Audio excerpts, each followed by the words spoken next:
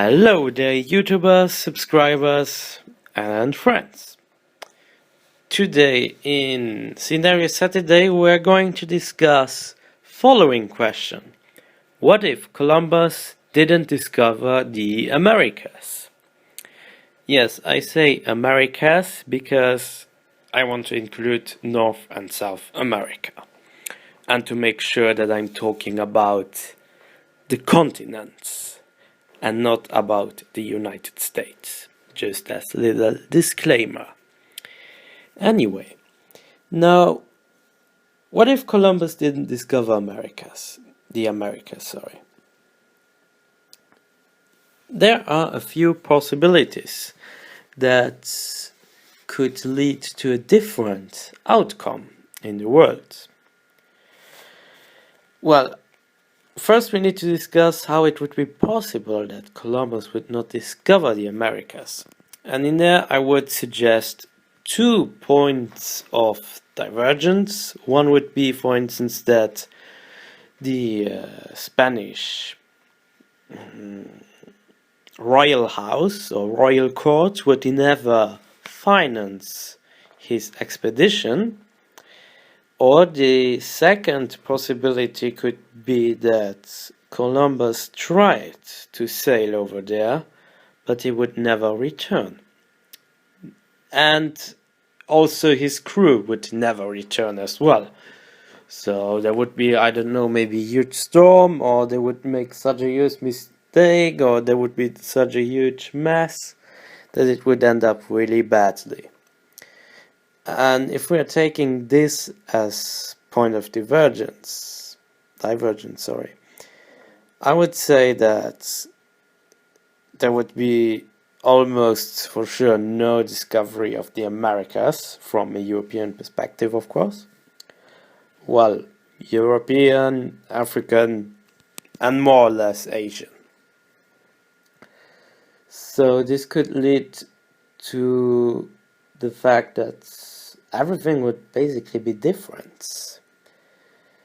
That trade would continue to flow from India to Africa to Europe, and where basically Portugal would remain a dominant force and also possibly an economic powerhouse. This would mean for the indigenous population of the Americas following thing. They would grow, yes. They would perhaps advance technologically speaking, but nevertheless there would be a discovery of the Americas. Maybe not really soon, but at least in some centuries later. And there would be the same consequences. They would die of all the sicknesses that the Europeans would bring with them, or the Asians, or the Africans. They would be not immune against it. And I doubt to see that any of the population who had like a state in the Americas would be able to hold the ground against the Europeans, except maybe for a few. The one candidate that I see really likely in this part of the scenario to be sustaining would be the Incan Empire. The first reason would be they are isolated, they are in a mountainous area, and the second reason would be because the Inca in OTL were conquered because they had a civil war, and if that didn't occur, and even with all the sicknesses that would come across, they would be for sure able to at least defend themselves in a much better position against any who would attempt to somehow conquer them. The Iroquois or I don't know how you call them for real, but they are a tribe around the Great Lakes in the currently United States. If they advanced, or if they found a sustainable way to have warfare, or a warfare method that could fend off Europeans or Asians, they would also perhaps be in a good spot to maybe not be totally conquered, or maybe yes, but at least the culture would not just fade away. So they could actually be conquered, like let's say India. However, they could still have some autonomy to a certain extent, and in any case, if there would be an independent state in that area, for sure it would have a very high population of Native Americans, only that in such a scenario there would not be a Native American identity. We would even not speak about Native Americans, but we would call these people very normally as they are calling themselves today. Now we have to understand, since there aren't many Native Americans nowadays, we just call them like this, Native Americans. Even so, you have all these different identities like Cherokee or Creek or Iroquois, all the many identities. And in such a scenario, since these identities would be more visible, and since they would not just be like wiped off the map, we would call them by their own identity. Now, a different outcome that I would suspect is much more likely would be that if Columbus didn't discover the Americas, for sure Portugal would do so. Why? There are two really strong points that actually not only support that Portugal would discover the Americas for sure, but these points actually also indicate that Portugal was before Spain in the Americas. One point is where, according to some royal documents, Portugal actually asked for taxes in the area of Newfoundland. Now we know Newfoundland is part of Canada, but apparently they did so some years before the official discovery of the Americas. And the second point is the Portuguese understood OTL really well, how to keep state secrets. Now you have to put yourself in the shoes of Portugal. You are a tiny nation. You have very strong neighbors. Very strong. And the only part that can actually allow you to have richness and to expand is the sea. So in order to have the richness for yourself, you don't tell anyone that you have them, right? And that's how you introduce this policy of state secrets. Now, many historians argue that Brazil was actually found before by the Portuguese. So the Americas were then officially discovered before Columbus by the Portuguese. Well, there is still a lot of debate about it, but however, let's take these 2 points as strong factors for the following thing. Now let's say the Portuguese, they establish their colony as they did OTL, without any Spanish interference. And as they did in OTL, they traded guns, with the Japanese.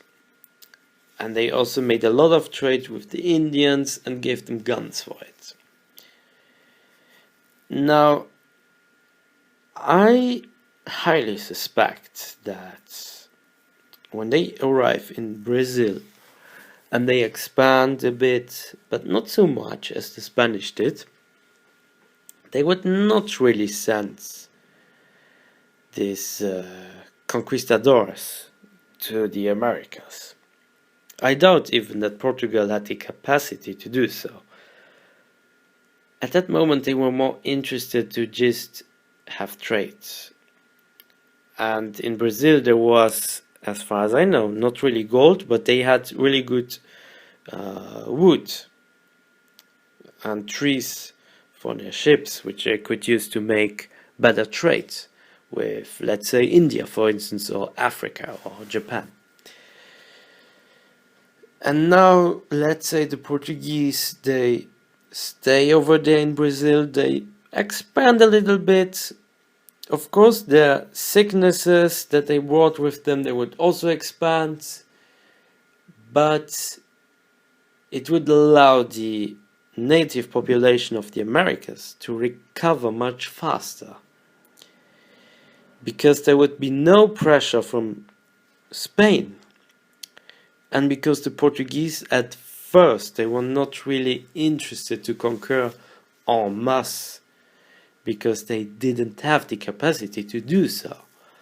They could sustain some smaller trade posts, some smaller land strips, but that was about it.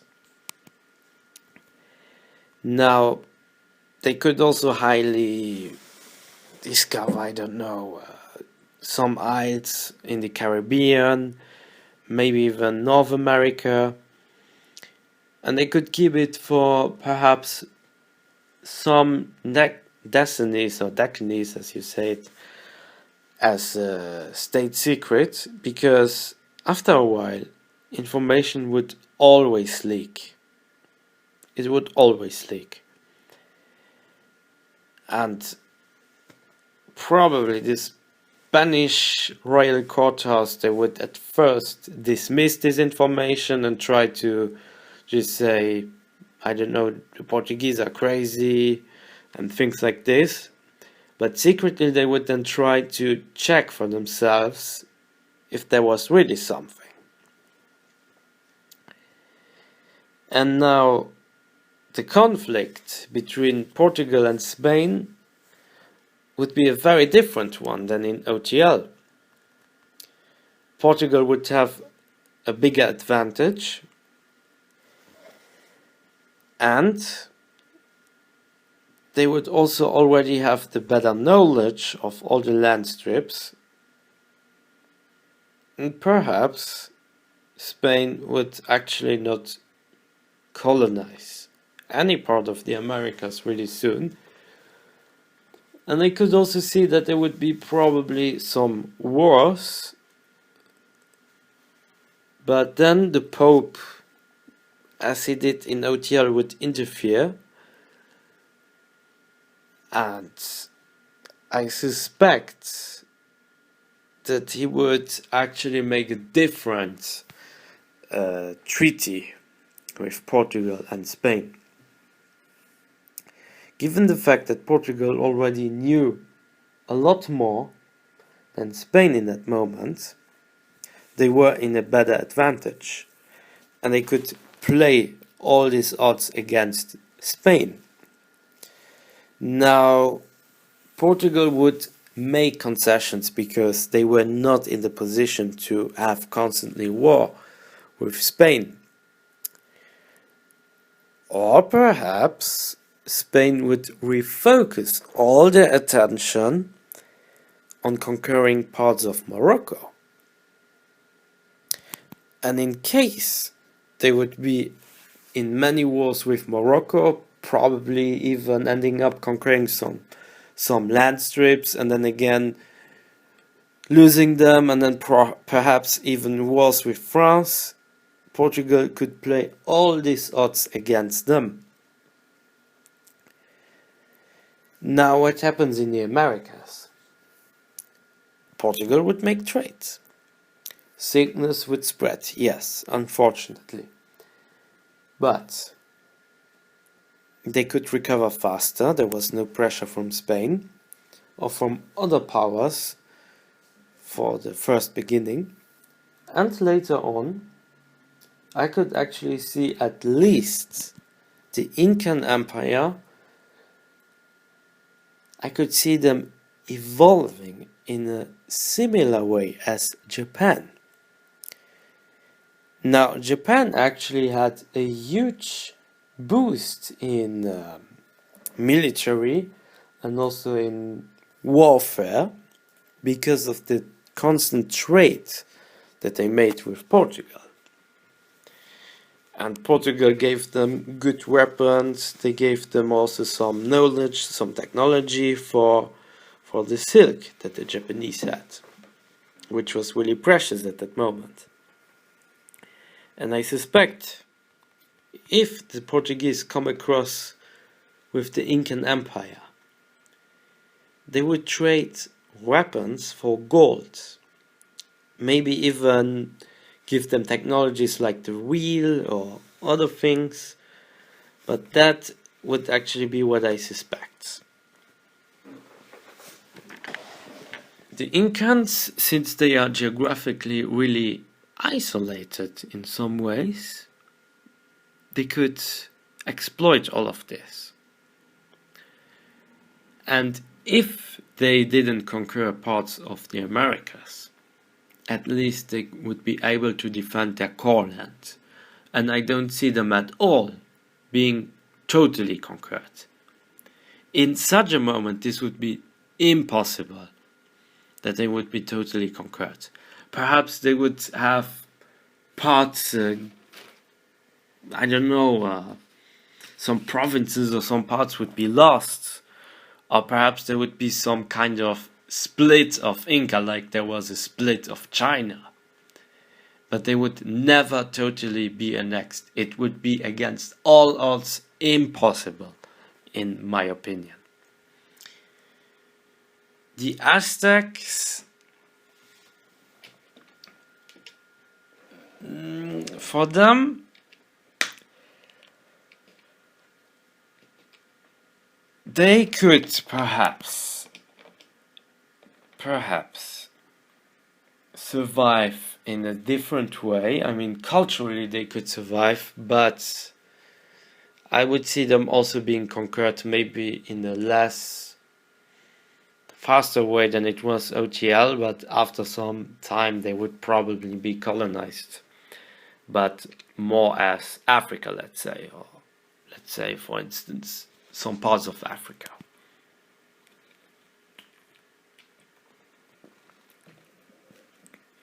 In North America, the Iroquois, they could exploit their situation and establish themselves as dominant force.